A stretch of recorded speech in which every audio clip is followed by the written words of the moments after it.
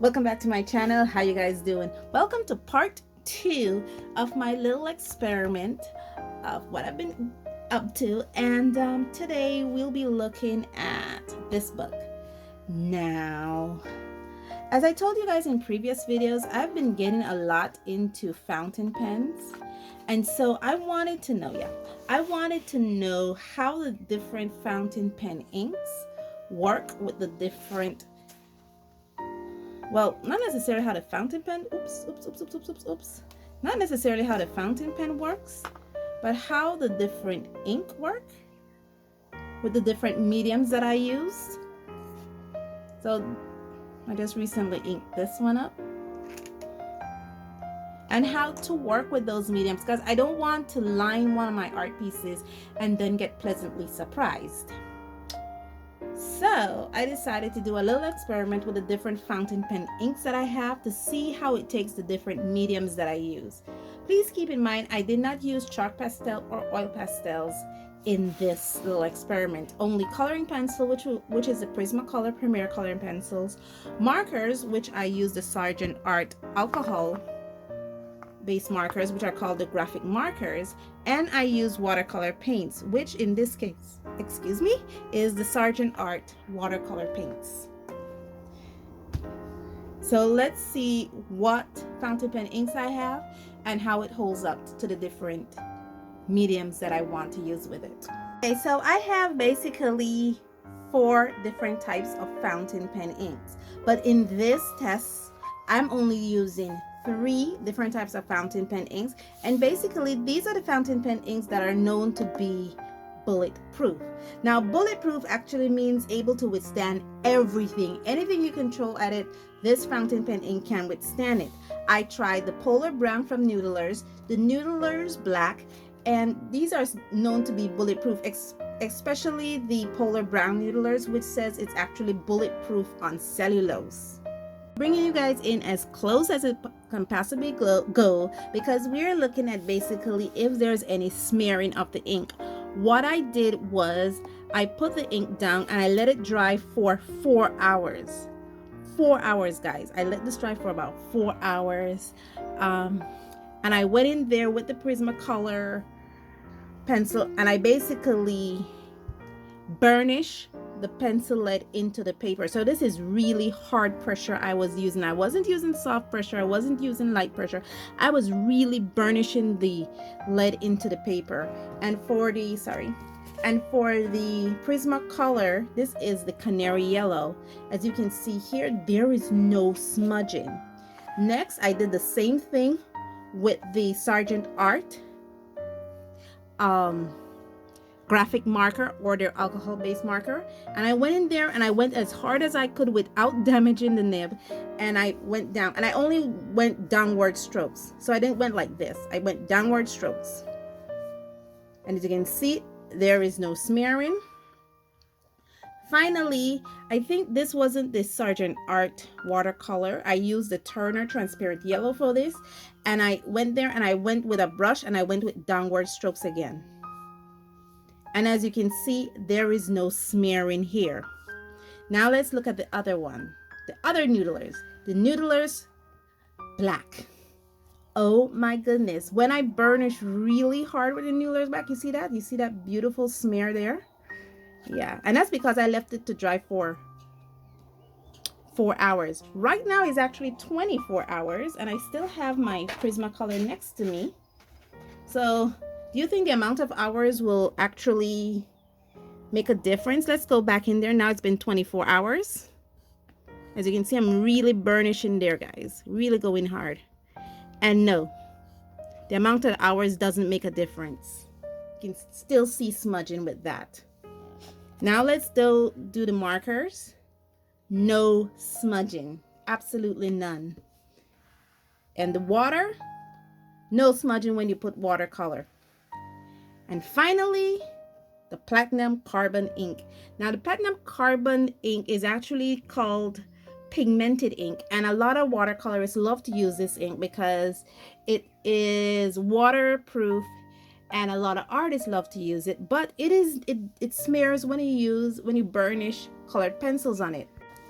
What about alcohol-based markers? Does it smear? No, it does not. So I can use alcohol-based markers with this. And what about watercolor? It does not smear either. As you can see the brush strokes, but you cannot see any smearing of the platinum carbon. And it's been more than 24 hours that I've had this down. So let me see if the amount of time make a difference. As you can see, I'm really burnishing this down, guys. Sorry. It does to some degree. The amount of smear it produces is actually less here than it is here, but it still produce some degree of smearing. As a part of fountain pen inks, I also have dip pen inks, and I wanted to see the same thing, how these dip pen inks hold up to the different mediums I'll be using with them, which includes colored pencils, alcohol-based markers, and watercolor paints.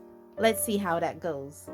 So I have a Bianyo dip pen, and that dip pen came with some inks. And so this is the ink from the Bianyo dip pen. And as you can see here, there is no smudging. And this was given 8 hours to dry. When it comes to alcohol-based markers, and for this I used the Ohuhu second generation markers, and there is smudging, as you can see here. Look, you see the smear? Very faint, but it's there. And this is with the Sargent Art watercolor paper. No kind of smearing. You did see the ink itself, feathers, but there is no smear on the actual paper. Now let's do the Deleter's black ink. Here, now the Deleter's black ink is actually something that is recommended for manga artists to use. And as you can see, it is may recommend for manga artists to use, but it does smear when you burnish your colored pencils in there. Sorry. And it does smear when you use it with alcohol-based markers. But it does not smear when you use it with watercolor markers, with watercolor paint, sorry. So maybe it's only for manga artists who use watercolors, I'm thinking. Now, the Kuretake manga paint is also a dip paint ink and also recommended for manga artists. But I don't think it's recommended for manga artists who use colored pencils because, as you can see, it smears. What about manga artists who use alcohol-based markers? Nope, not recommended for them too because it smears a whole lot. But again, it's probably recommended for manga artists who use watercolor paints because, as you can see, there's no smearing.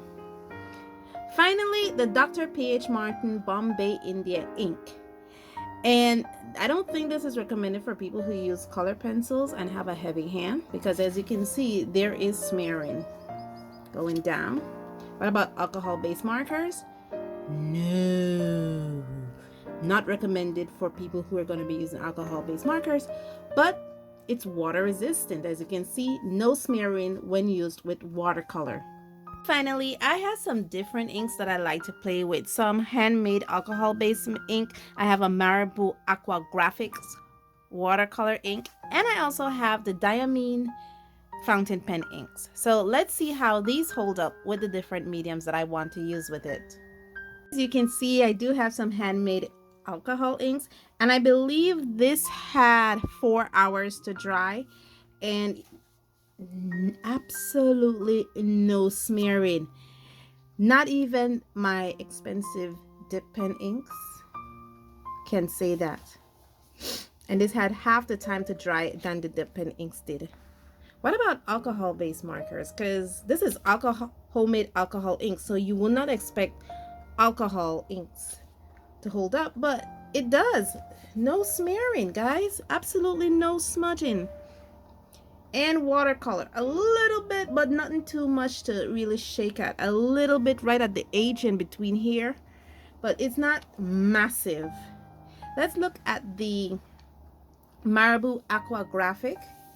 And again, that's hold up to the burnishing colored pencils. It hold up to the alcohol-based markers, but it didn't hold up to watercolor. Massive smearing here, guys. Massive smearing, as you can see.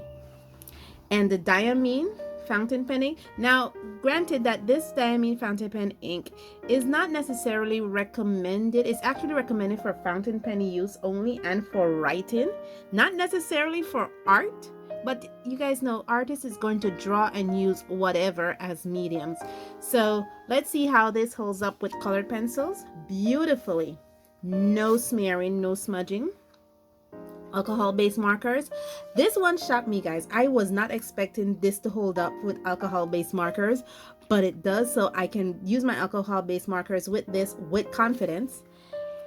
But watercolor, no. These are actually water-soluble inks, and as you can see, it still remains their water solubility even after they were given 4 hours to dry. Okay, so what did this little experiment taught me? It actually taught me a lot, especially the characteristics of the different inks that I have. I have tested these inks somewhat with like this, not necessarily with colored pencils, but markers and watercolor to test those out. But I've never done it this extensively and this comparatively. You know, I usually just put it like on a little strip of paper like this, and that's about it. I don't compare them literally like this. So this is actually so much fun to do. I mean, some of them really surprised me. Like I expected the Bombay India ink to hold up to watercolor, but I didn't expect it also not to hold up to burnishing coloring pencils. I mean, yeah. But this Noodler's Polar Brown, guys, this stuff is gold. Not even the platinum carbon ink. You know, they didn't even pass the coloring pencil test, guys. Not even after 24 hours. But this Noodler stuff, pass it. Let's go over that and show you. Look, no smudging. Absolutely no smudging. This Noodler's Polar Brown is gold, guys. Literally gold. And I love it so much that when my fountain pen ink was finished with this ink in it, I actually re-ink it again because I love working with this stuff. And after discovering that it can hold up to burnishing coloring pencils, it can hold up to alcohol-based markers, and it can hold up to watercolor, this stuff is actually gold. Really, I am amazed at it. I love it. It's something I am going to be permanently using in my artwork. And hold up, I actually do have some other tests that I like to do too, so maybe there might be a part 3 to this, but I do have to give this time to dry, maybe 4 to 8 hours to dry, and then we'll do the same tests with these different ink pens to see if they can hold up the way these things can. Thank you guys so much for joining me on this journey, and as always, stay safe, stay blessed, and I'll see you in the next one. Maybe there's a part 3, guys. Let me know in the comments below if you want a part 3 to this and see how those liner pens hold up to me. Bye, guys.